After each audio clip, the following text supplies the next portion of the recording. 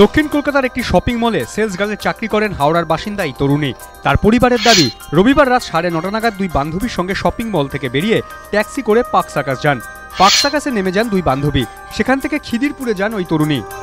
তার অভিযোগ, খিদিরপুরে হাওড়া যাওয়ার গাড়ি ধরার জন্য যখন দাঁড়িয়েছিলেন তখন 5 দুষ্কৃতী একটি 4 চাকার গাড়িতে তাকে জোর করে তুলে নেয়।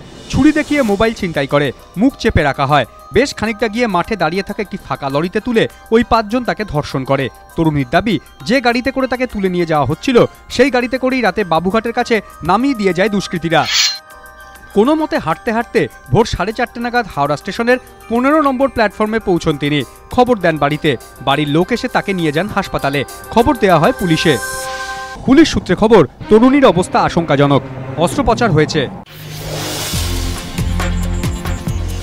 হাওড়ার তরুণীকে বাবুঘাটে গণধর্ষণের অভিযোগের প্রেক্ষিতে অবিলম্বে দোষীদের গ্রেফতারের নির্দেশ দিলেন মুখ্যমন্ত্রী মমতা বন্দ্যোপাধ্যায়। সোমবার উত্তরবঙ্গ থেকেই মুখ্যমন্ত্রী বলেন, অপরাধীদের গ্রেফতারের নির্দেশ দিয়েছি, প্রশাসন অপরাধীদের বিরুদ্ধে কঠোর ব্যবস্থা নেবে। ইতিমধ্যে নির্যাতিতাকে বেলভিউতে নিয়ে যাওয়ার জন্য বলা হয়েছে। রাজ্য সরকার চিকিৎসার যাবতীয় দায়িত্ব নেবে।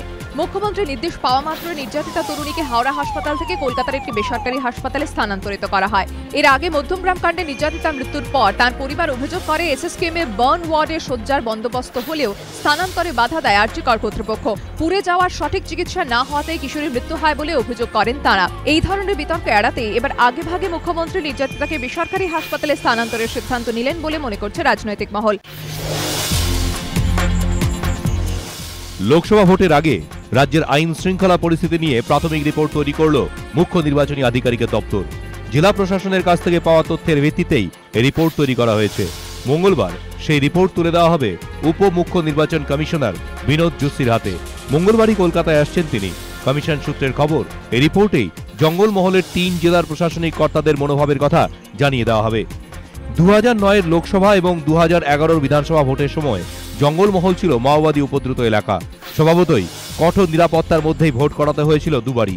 ওই এলাকায় এখন মাওবাদী তৎপরতা না থাকলেও কোনো ঝুঁকি নিতে রাজি নন জেলা প্রশাসনের কর্তারা। তারা চাইছেন অতীতের মতোই এবারও নিশ্ছিদ্র নিরাপত্তার মধ্যেই জঙ্গলমহলে নেওয়া হোক 2014 লোকসভা ভোট।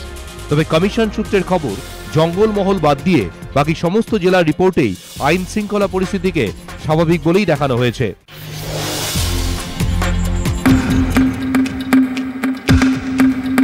বিতর্কে বীরভূমের জেলা তৃণমূল সভাপতি অনুব্রত মণ্ডল এবার কাটোয়ায় তৃণমূল ছাত্র পরিষদের কর্মী সভায় গিয়ে হুমকি দেন স্থানীয় কংগ্রেস বিধায়ক রবীন্দ্রনাথ চট্টোপাধ্যায়কে। প্রতিক্রিয়ায় কংগ্রেস বিধায়কের পাল্টা দাবি, প্রতিনিয়ত খুনের হুমকি পাই, আশা করি সরকার ব্যবস্থা নেবে।